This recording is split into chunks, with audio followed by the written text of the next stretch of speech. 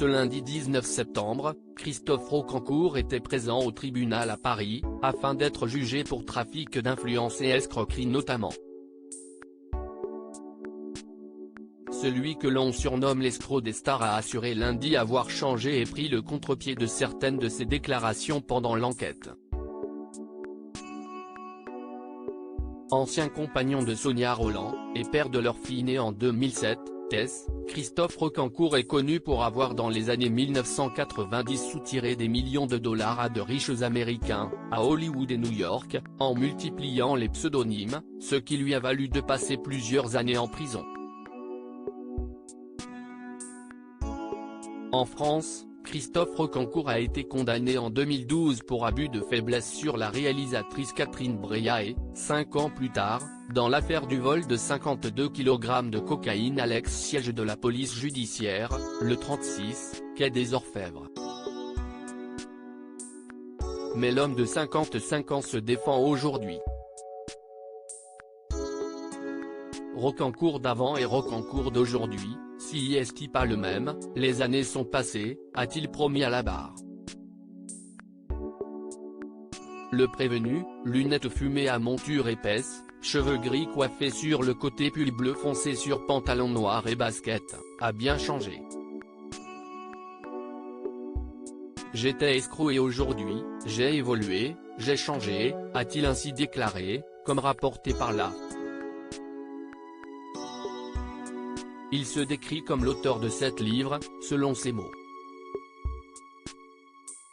Toute cette histoire, si je peux me permettre. Si est-il un peu une histoire de cornecule toute cette histoire, si je peux me permettre. Si est-il un peu une histoire de cornecule, on n'est pas dans la haute voltige, a-t-il affirmé. Et d'enchaîner, je reconnais les faits de façon limpide, puis j'assume. Dans cette affaire, Christophe Rocancourt dit l'escroc des stars est jugé aux côtés de 18 prévenus. Les faits de cette affaire à tiroir remontent à 2014 et 2015. On le juge notamment pour avoir prêté 90 000 € à l'avocat Marcel Secaldi, en échange d'intérêts conséquents. S'il avait reconnu ce prêt, il nie désormais à la barre. J'ai dû l'aider de quelques deniers, des sommes dérisoires et je l'ai dépanné en lui amenant 2 clients, mais gratuitement, a-t-il fait savoir. Il est aussi soupçonné d'avoir sollicité le fondateur du GIGN, Christian Proutot, rencontré sur un plateau de télé en 2010, pour qu'il intervienne dans le dossier de régularisation d'une Marocaine, cliente de Marcel Secaldi.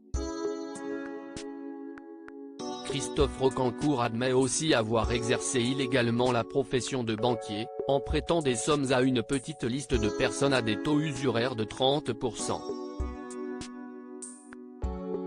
Et ne peut s'empêcher de glisser en souriant, dans mon cas, avouez que si est un peu drôle, banquier.